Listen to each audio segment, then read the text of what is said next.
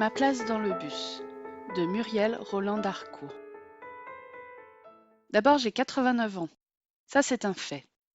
Une réalité funeste qui me crache à la gueule l'idée de ma jeunesse perdue. Enfin, physiquement, parce que dans mon cœur, j'ai toujours mes 18 ans. Mes cheveux sont blancs et m'ouvrent donc des droits. Comme celui de m'asseoir sur les places réservées aux vieux et à ceux qui vacillent, sur le siège qui fait face à quelqu'un d'autre comme moi. Miroir dérangeant de l'image que l'on me renvoie. Parce que j'ai l'air. Mais je ne suis pas comme ça. D'accord, j'ai les os qui craquent un peu, et je ne vois plus grand-chose, mais j'entends très nettement le brouhaha que fait cette foule piétinant sur le trottoir, cette longue file d'attente qui se répand dans les rues de la ville. Celle qui attend le bus de 11h11 que je prends chaque jour, aller-retour. Je vais jusqu'au terminus, le tour du rond-point, et je reviens. Je ne fais pas la queue. Et puis quoi encore?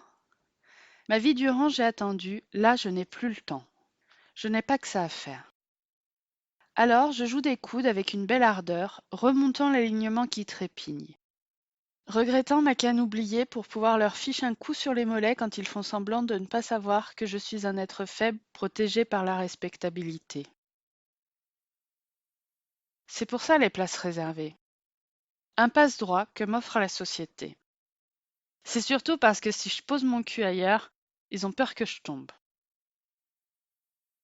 Le bus surgit dans un grondement sourd, fier d'être à l'heure pour une fois. Je suis en tête du cortège pour être sûr d'entrer en premier. Les portes s'ouvrent, je dis bonjour au chauffeur avec un grand sourire, il me répond par un bâillement. Composter mon ticket tarif réduit troisième âge et tracer aussi vite que mes jambes me le permettent encore. Je fais fi de leur place gardée puisque j'ai la mienne. Deuxième rang, côté gauche de la trachée, près de la fenêtre, il n'y a que celle-ci qui me convienne. Je m'assois là tous les matins, quoi qu'il advienne.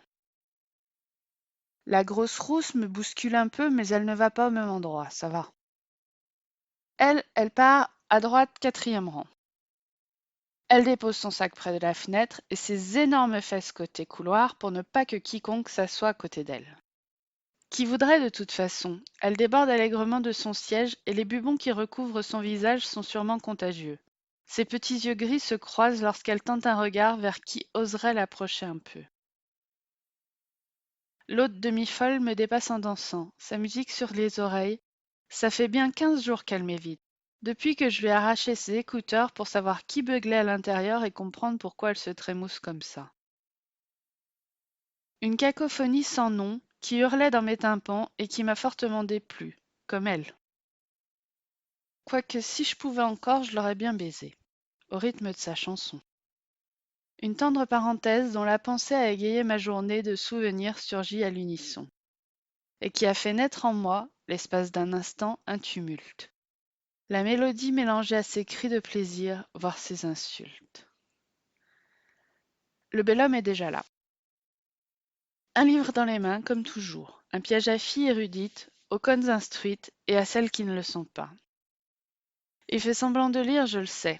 Il regarde ailleurs durant tout le trajet. Lui, il ne s'assoit pas, pour qu'on le voie. Ses mèches blondes masquent ses yeux qui doivent relire sans cesse la première phrase, tandis qu'il soulève sa paupière affable pour suivre les faits et gestes des occupants de ce bus. Je connais parfaitement le processus. Dans mon adolescence, je l'ai fait tant de fois. Et me voilà près du deuxième rang. Devant mes yeux, l'inconcevable.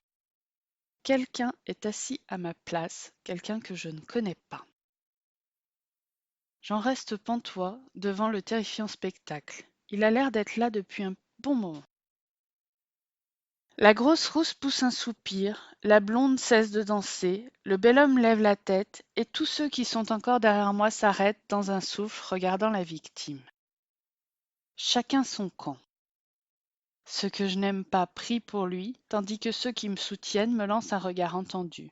Mais moi je n'entends rien. Je compte bien récupérer mon bien. Jeune homme, vous avez un culot monstre! Il tourne la tête vers moi, son visage tout entier me dévisage. Il jauge mes 89 ans avant de riposter. Qu'est-ce que t'as, grand-père? Tu as pris ma place! Je lui dis sur un ton menaçant, mais ma voix se casse devant tant d'injustice. Il jette un œil derrière ses lunettes à cette foule qui grimpe dans l'indifférence, avec pour seule mission de trouver un siège vacant pour y poser son séant. Eh ben, assieds-toi là, répond-il en désignant le fauteuil à côté de ma place. Tu plaisantes? Assieds-toi donc, le bus va repartir. Ce bus ne partira pas tant que je serai encore debout, m'exclamai-je. Et le bus redémarre en trombe. Le jeune homme m'attrape par le bras et me force à m'asseoir sur cette place qui n'est pas la mienne. Je ne me laisse pas faire, je résiste à l'assaillant de toute la force qu'il me reste. Ne sois pas stupide, tu vas tomber. Rends-moi ma place. Tu l'auras dès que le bus s'arrêtera. En attendant, assieds-toi là. Le bus vrombit dans un tournant. Je m'accroche au dossier. Pas dans ce sens-là, tu n'y arriveras pas. Le jeune homme me prend pour un con. Bien sûr que je vais pas me mettre à plat ventre. Je ne vais d'ailleurs pas m'y mettre du tout sur ce siège infernal. Il y a des courants d'air et je râle parce que ma place est prise, sans mon consentement, qu'on me méprise alors que j'ai 89 ans. Du haut de son jeune âge, ce débile n'a-t-il pas conscience de ce qu'il me refuse? Il me regarde pantois tandis que je me débat dans les secousses.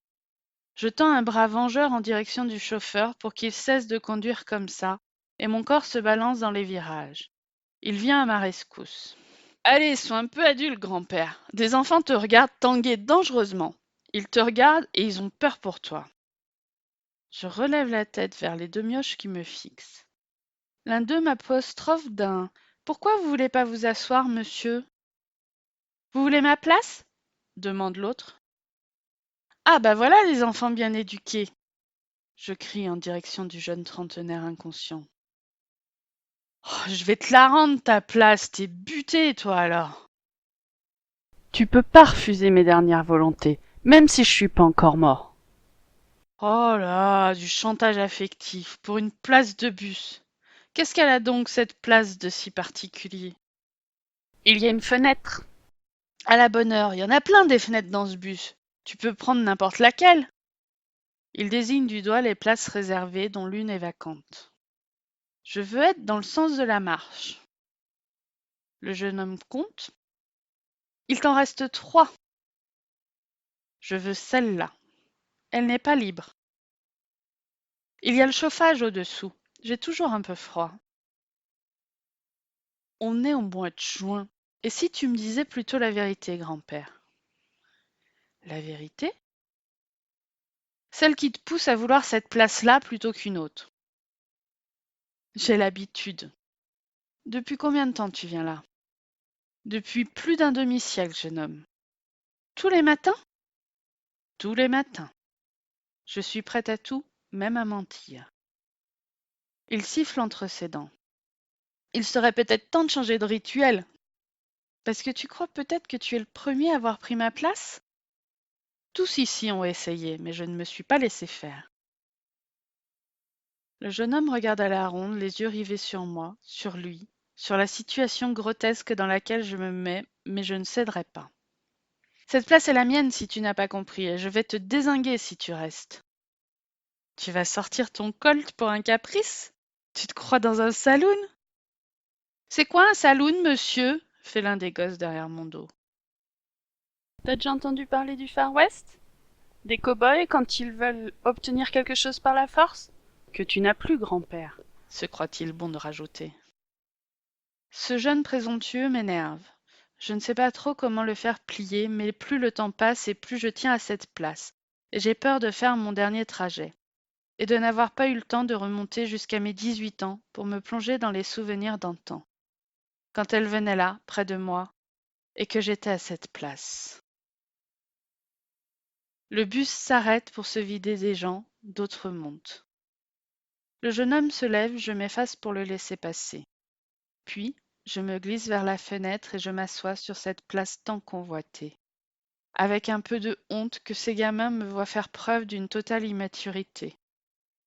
Le jeune homme se rassoit à côté de moi, tandis que je pose mon front sur la vitre. Je me penche aussitôt vers mes pensées ailées que je laisse voleter pour m'emporter vers elle, ma citadelle. Et j'entends dans un murmure, tandis que le moteur rugit, que le temps s'accélère. Alors, raconte-moi, grand-père, elle était belle?